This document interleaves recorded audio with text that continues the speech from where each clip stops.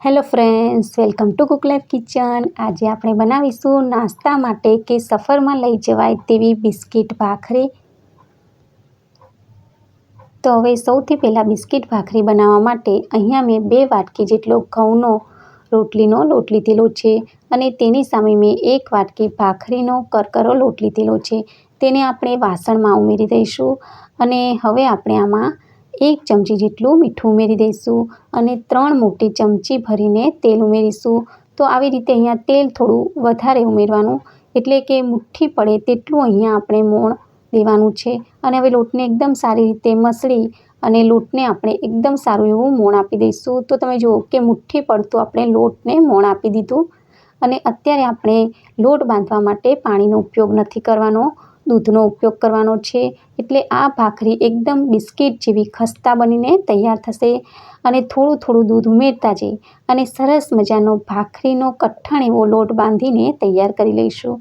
અને હવે તમે જુઓ કે લોટ બાંધી અને તૈયાર થઈ ગયો, તો આને 10 મિનિટ માટે ઢાંકીને રહેવા દઈશું। અને હવે 10 મિનિટ થઈ ગઈ અને ભાખરીનો લોટ એકદમ સારો એવો સેટ થઈ ગયો છે। તો આપણે મીડિયમ સાઇઝનું લુવું લઈ અને ભાખરી પર એને મસળી અને ગોળ એવું શેપ આપી અને સરસ મજાની ભાખરી વણીને તૈયાર કરીશું। તો અહીંયા આપણે બધી જ ભાખરીનું માપ એક જ જેવું રહે એટલા માટે અહીંયા આપણે વાટકીનો ઉપયોગ કરીશું, કારણ કે કૂકી કટર દરેકની પાસે ના હોય। તો આ રીતે વાટકી દરેકની પાસે હોય એટલે આપણે વાટકીથી આ ભાખરીને ગોળ આકાર આપી અને કટ કરી લઈશું અને સાઈડમાં જે કંઈ પણ વધારાનો લોટ કિનારીઓનો છે તે સાઈડમાં લઈ લઈશું। તો અહીંયા મેં અડધા ઇંચ જેટલી ભાખરીની જાડાઈ રાખેલી છે। તો આ સરસ મજાની બિસ્કિટ ભાખરી મેં વણી અને તૈયાર કરી લીધી અને હવે ગેસ પર મેં નોનસ્ટિક તવાને ગરમ કરવા મૂકી દીધેલો। તો બધી ભાખરી 5 ભાખરીને અત્યારે હું એકસાથે આમાં શેકી લઈશ અને ગેસની ફ્લેમને અત્યારે હું એકદમ સ્લો રાખવાની છું, તો ભાખરી એકદમ બિસ્કિટ જેવી બનીને તૈયાર થાય।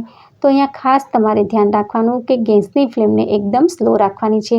તો એક બાજુ આ ભાખરીને થતાં 5 મિનિટનો ટાઈમ લાગે છે અને હવે એક બાજુ ભાખરી સારી એવી શેકાઈ ગઈ, તો મેં બીજી બાજુ પણ એને ફેરવી અને સારી રીતે શેકી લીધી।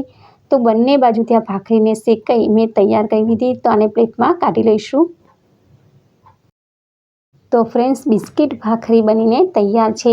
આની ડિટેલ રેસીપી મેં નીચે ટાઇટલ પાસે આપેલી છે અને રેસીપી ગમે તો વિડીયોને લાઇક કરજો અને વધારેમાં વધારે શેર કરજો અને મારા ચેનલને સબસ્ક્રાઈબ કરવાનું બિલકુલ ના ભૂલતા।